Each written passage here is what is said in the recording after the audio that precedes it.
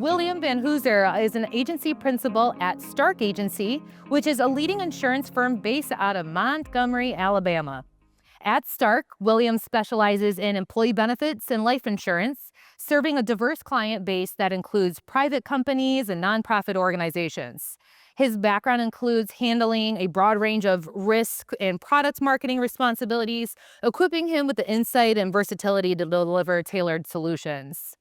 Known for his leadership skills and client-focused approach, William is committed to helping individuals and organizations navigate their insurance needs with confidence. His passion for service and strategic thinking makes him a valuable asset to the Starke team and the broader community. So, William, thanks again for being here with us. Sure. That sounds really official. It's very official. There's nothing more awkward than having someone else read your bio while you're sitting here.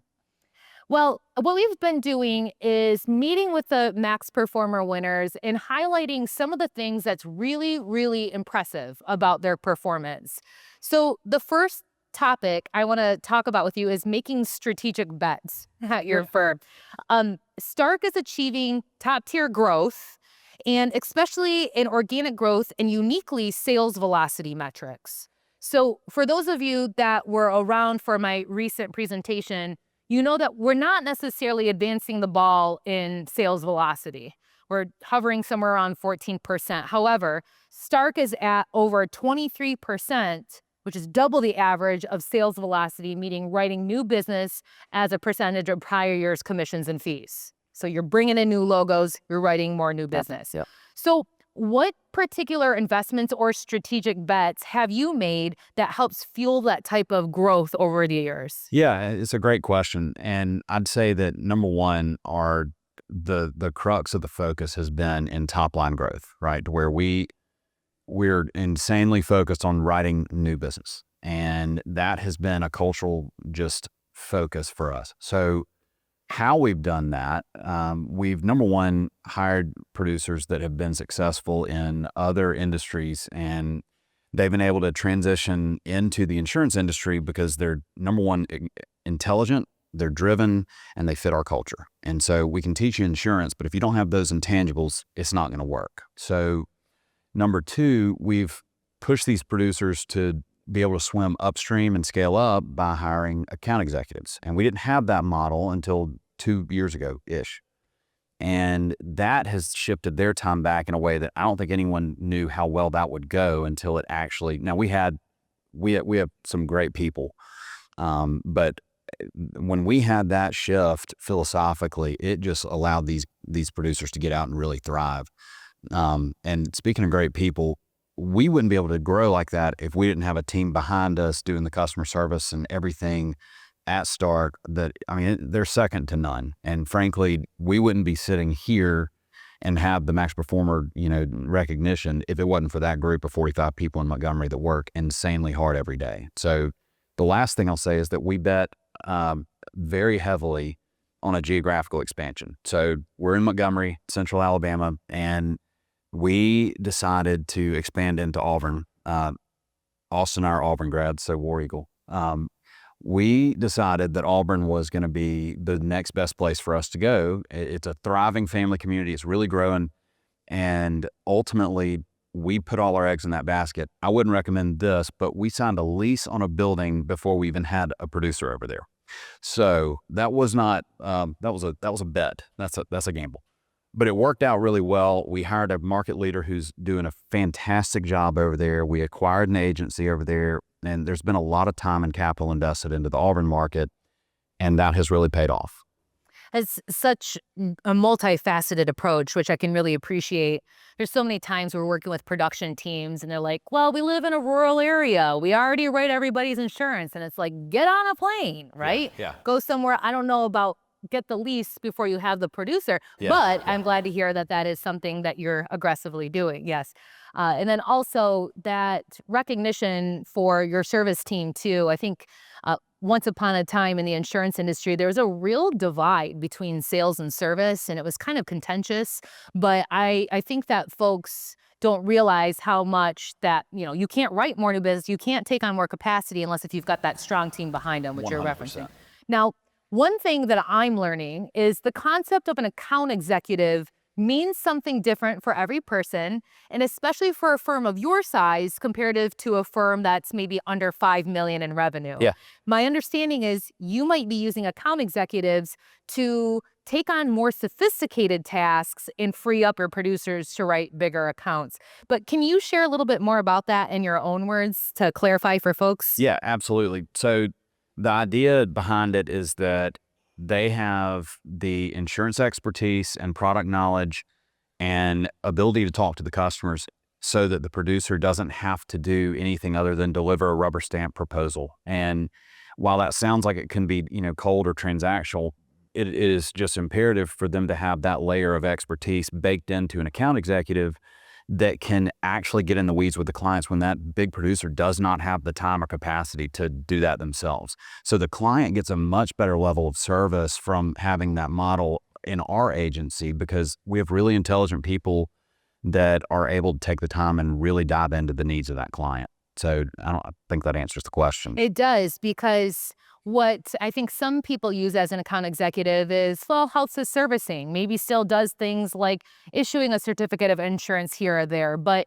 the Stark version of account executives, I think, would free up that even, the remarketing and the being that main point of contact That's so the right. producer can get out of the day-to-day relationship is a really different level of sophistication and experience. So it's much higher level, and we're seeing more firms adopt that account executive model in addition to account managers moving forward. Yeah, absolutely. Great.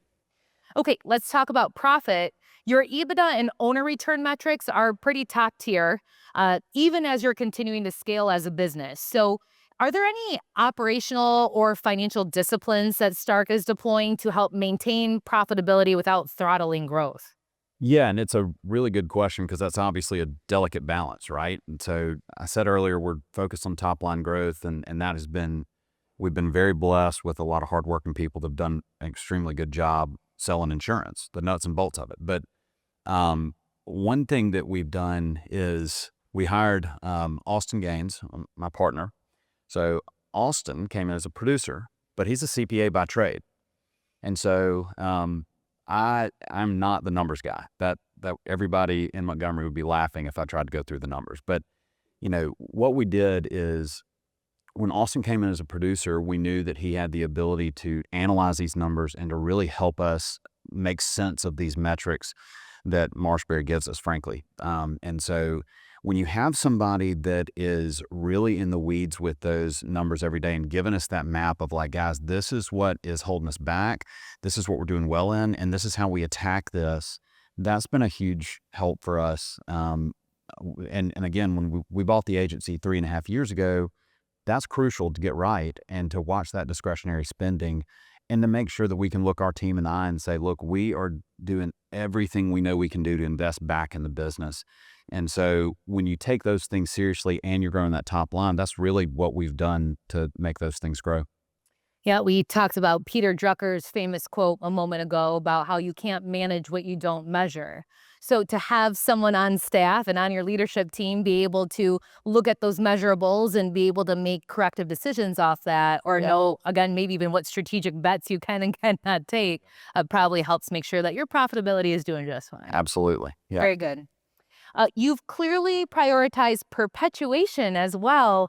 I've been with the Connect membership for probably 6 out of the 9 years that I've been here, and I'm not used to seeing you around for all of those years at a Connect meeting. So with shareholder and producer ages that are now skewing much younger than most agencies, what have you done differently to ensure a strong pipeline for your next generation of leadership and ownership?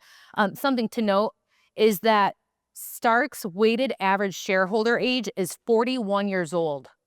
Weighted average shareholder age is 41 years old, which in your comparison group is the 100th percentile. So clearly you're doing something right. You're a very young team. I think you and I graduated college around the same time when I looked at our LinkedIn. So this makes me feel good. But tell me a little bit more about that. Yeah. And honestly, I'd love to take some credit, but I can take absolutely none. So I'm a product of that planning. And so Stark is a 96-year-old third generation family owned business until we bought it 3.5 years ago. And so we've been a member of Connect for 21, 22 years. That's right. And so Trey Stark was heavily bought into the philosophy that MarshBerry has about internal perpetuation and planning for the future. And Brooke, when he interviewed me, not even after he hired me, this is before all that, we were sitting down. He had been at a concert and he's rolling back through town. He was like, we're going, let's get lunch, whatever. So we sit down and Trey says, well, I got this formula of how I'm going to perpetuate the business. I want it to stay local. It's important to me to take care of it, but I've been planning for it. And I'm sitting there across the table and he lays out this formula for how he's going to pass the business down.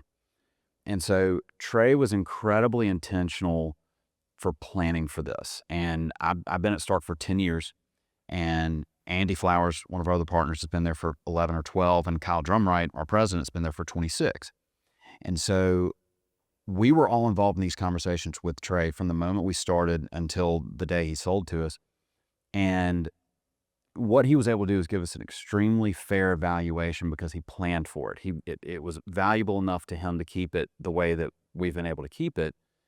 So we wouldn't be here if Trey wasn't incredibly fair and generous, but he couldn't have done it if he didn't plan for it. And that philosophy is not something you just wake up and do one day. So now we have been able to buy what was a thriving agency, bet on it, continue to invest in it, and then hopefully make it to where for the next generation, we can be ready to do that again. So Trey gets all of the credit for that. If John Wepler were to hear that story, I think he'd be very proud for a couple reasons.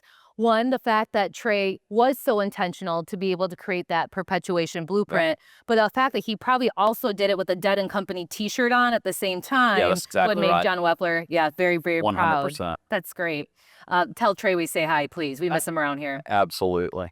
You've built a culture where producers actually thrive and stay. You have very, very strong retention, especially for the first year of producers.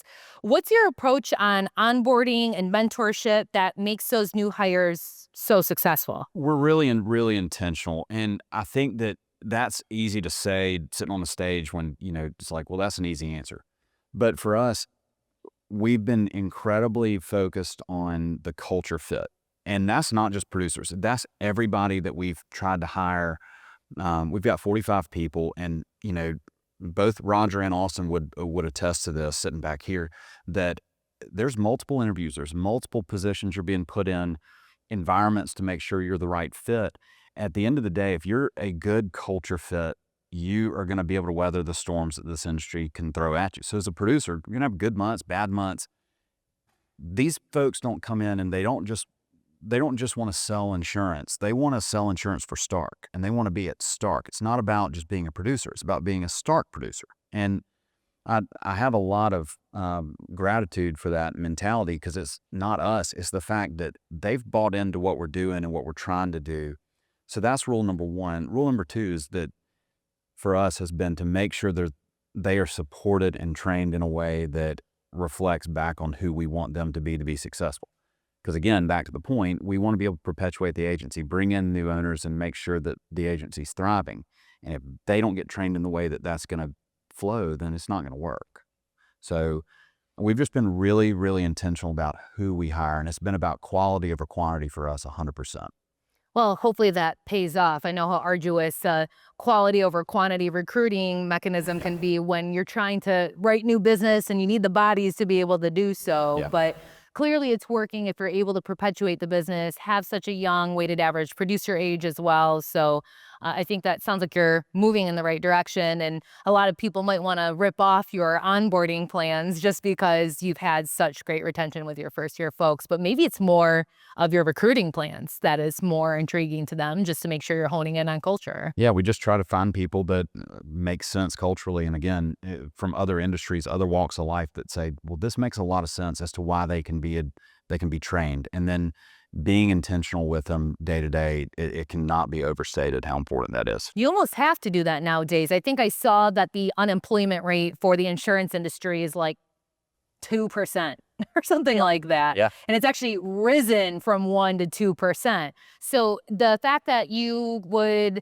think you can go out on the street and find an insurance person that has years of experience to come work at your company and be a cultural fit is probably pretty low. So being able to homegrown them, make them the Starke way is probably Maybe more hard, but a more rewarding route. Yeah, and of course we've done it both ways, but it has stood out with these folks that have come in and just embraced it from the get-go. That's great. Okay, you mentioned this to yourself.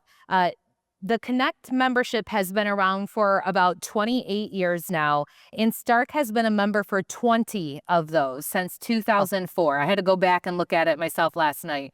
So I'd be interested in what Stark and you would say is the most valuable thing about being a Connect member, continuing to come to these meetings and being present every single year. Yeah, and I think it's a really good question because I sat in a seat of a prospective member essentially 3.5 years ago. I knew nothing about MarshBerry when I showed up in Cleveland for the first time.